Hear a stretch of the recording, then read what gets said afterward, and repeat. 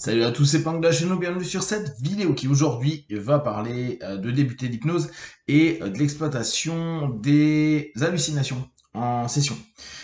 Alors, première chose, en reprenant l'échelle de Harons, échelle de 1 à 6, qui décrit des phénomènes hypnotiques par rapport à des niveaux de profondeur, entre guillemets un mot de profondeur, moi, dans ma vision de l'hypnose, maintenant, c'est plus des niveaux de stabilité de la transe. On va avoir à chaque niveau un phénomène. Alors bien sûr c'est subjectif, là c'est la vision d'Aaron, après il y en a plein qui ont fait leur échelle et leur barème. Donc on sait que le niveau 1 c'est fais comme si tes paupières étaient collées et tu essaies de les décoller, tu n'y arrives pas. Niveau 1, catalepsie mineure. Niveau 2, catalepsie majeure. Ton bras reste par exemple en train d'imaginer que tu tiens un ballon. Voilà. Niveau 2. Niveau 3, blocage. Alors là, on pourra le retrouver sur ton bras maintenant devient impliable, plus tu essayes, moins tu y arrives, plus tu essayes, moins y arrive. Ou ton bras reste collé, ton doigt reste collé, tu n'arrives pas à le décoller. Ou bien sûr, à ça, blocage. Là, c'est blocage physio. Blocage mental qui amène vers des pseudo-amnésies, c'est-à-dire j'arrive pas à dire quelque chose ou j'arrive pas à accéder à l'information de mon prénom, du numéro, d'un chiffre, etc., etc., etc. Niveau 3. Niveau 4, analgésie. Dans quelques instants, tu vas apaiser cette zone-là, ou n'importe quelle zone, hein, et tu vas faire diminuer la sensation de gêne qui est intérieure. Et après, au niveau 5 et 6, on passe sur la notion des hallucinations. Hallucinations positives et hallucinations négatives.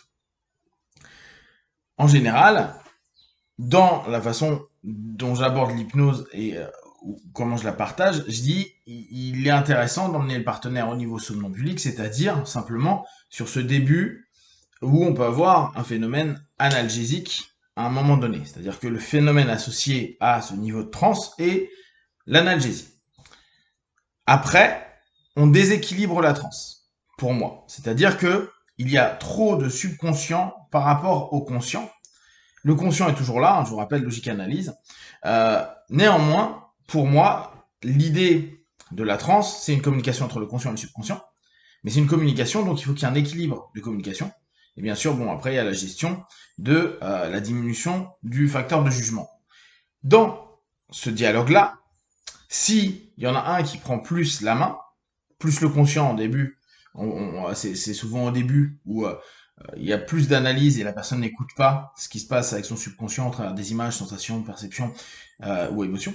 Et inversement, si le subconscient prend un peu plus, voire complètement le lead, le conscient a du mal à traduire ou à rendre logique et analytique certains éléments.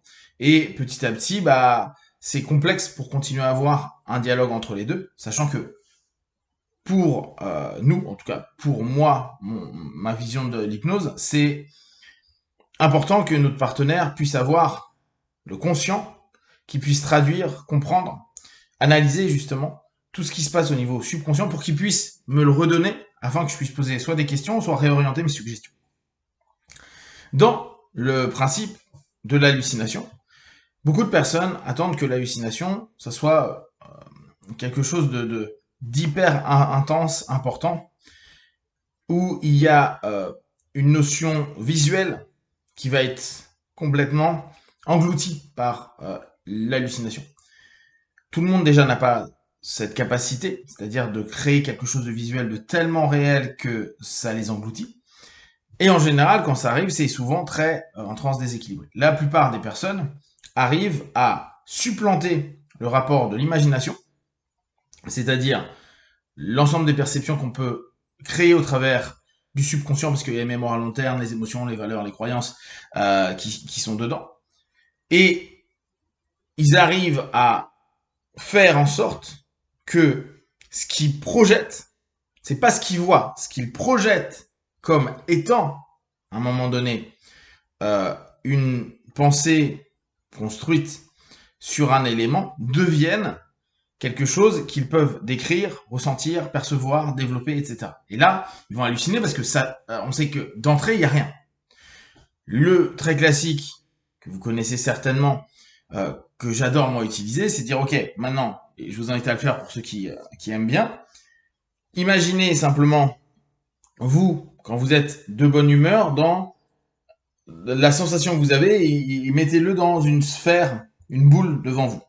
Donc là, petit à petit, vous concentriez que vous imaginiez une boule dans votre main. Donc, restez vraiment dans cette notion-là. Pour ceux qui connaissent les trans, moi j'aime bien utiliser le principe de trans. Quand vous êtes en transe, si c'était une boule, une bulle, de quelle couleur elle serait?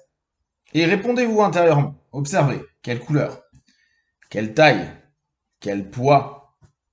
Donc, travaillez sur les modalités. Comment vous pourriez la décrire? Est-ce que vous pourriez m'en parler?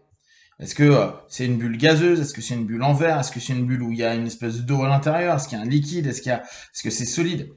Si déjà vous pouvez me répondre à ces questions-là, continuez le cheminement. Est-ce que vous pourriez donc, dès maintenant, la faire grossir? Et est-ce qu'elle met du poids sur votre bras? Ou est-ce qu'au contraire, elle l'allège? Concentrez-vous toujours dessus. Si vous changez la couleur, il se passe quoi? Qu'est-ce que vous ressentez intérieurement? Est-ce qu'il y a une sensation, une émotion? Si vous lui donniez une voix, est-ce qu'elle aurait une voix de quelqu'un que vous connaissez? Ou est-ce qu'elle aurait une voix robotique, une voix profonde, une voix légère, une voix masculine, une voix féminine, etc., etc. Ok, on s'arrête là. Là, pour ceux qui ont pu répondre, et donc projeter au travers de cette idée de transe ou d'état de bien-être, vous avez créé une hallucination. Vous avez créé une hallucination peut-être pas avec vos yeux en tant que tel, mais la projection de l'imagerie mentale, c'est ça l'imagerie mentale en fait, c'est pas voir quelque chose, hein, c'est pouvoir la construire, a créé des possibilités de réponse. Ça vous a peut-être donné une taille, une couleur, savoir si les gazeux ou autre, et vous avez pu peut-être même créer une variation de quelque chose qui factuellement n'est pas dans votre main, mais dans lequel vous êtes tellement absorbé qu'elle devient votre réalité, avec un ensemble de possibilités qui peuvent emmener jusqu'à des émotions. Qu'est-ce que ça fait dans votre corps? Et dès lors, la réalité commune n'existe plus vu qu'on est dans l'hallucination, la création d'un rapport imaginaire, projectif et en plus dans lequel on est focalisé, un principe de base de l'hypnose. Je cherche la transe, pourquoi? Pour avoir une sélectivité d'idées, pour me focaliser dessus et après développer la suggestibilité. L'intérêt, c'est que on voit qu'assez rapidement, c'est pas des trucs incroyables. La NGH, eux, souvent, ils disaient, je vais te demander d'imaginer ici une horloge, je veux que tu me la décrives, est-ce qu'elle est analogique, est-ce qu'elle est digitale, est-ce qu'elle est grande, elle est petite, est-ce qu'il y a une marque, est-ce qu'elle a, quelle couleur elle a, etc. Si à partir du moment où vous êtes capable de donner des notions, pas forcément la voir, il y en a ils vont dire ah je la vois clairement, il y en a ils disent bah je vois pas mais je la conceptualise, je l'imagine. Mais si j'arrive pendant une minute comme on vient de faire ou 2 minutes comme on vient de le faire, à le faire pendant 10 minutes, un quart d'heure, bah plus vous allez être focusé dedans, plus en plus cette projection aura une histoire et on la ramène à des émotions et on la ramène à des sensations, plus elle prend une réalité pour nous. C'est ce qu'on faisait quand on était à gamin avec des amis imaginaires où au bout d'un moment on était persuadé d'eux.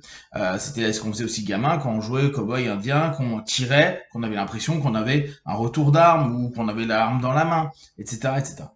Ce qui est intéressant, c'est que le travail avec les alus nous permet de mieux comprendre comment on conceptualise les choses.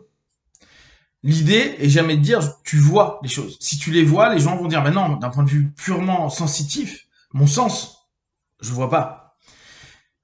Mais ça va nous donner la possibilité de mieux comprendre le rapport projectif qu'on va avoir au niveau de la création d'une alu et à partir de ce moment-là, de pouvoir l'exploiter de différentes façons. Par contre, dans une séance au quotidien, ça c'est sympa quand on fait des séances parfois pour soi ou pour des personnes dans des notions de rue ou des notions de scène. Pour le quotidien, ça n'a pas forcément beaucoup d'intérêt. Pourquoi? Parce que ce qui est important, c'est de garder une transe équilibrée. Or là, plus vous allez le mettre dans une réalité alternative, moins on va pouvoir travailler d'un point de vue psychopratique et faire émerger un ensemble d'éléments qui pourraient nous être utiles pour mieux driver nos suggestions, mieux répondre à l'objectif de séance, voire mieux analyser l'ensemble de la cartographie de notre partenaire. Si vous avez des questions, des remarques, partagez sur Facebook, YouTube, j'y répondrai le plus rapidement possible. Et comme d'habitude, de tout ce que je propose, ne prenez que ce qui est bon. Et juste pour vous tester, observer, analyser et conclure. Big one, ciao.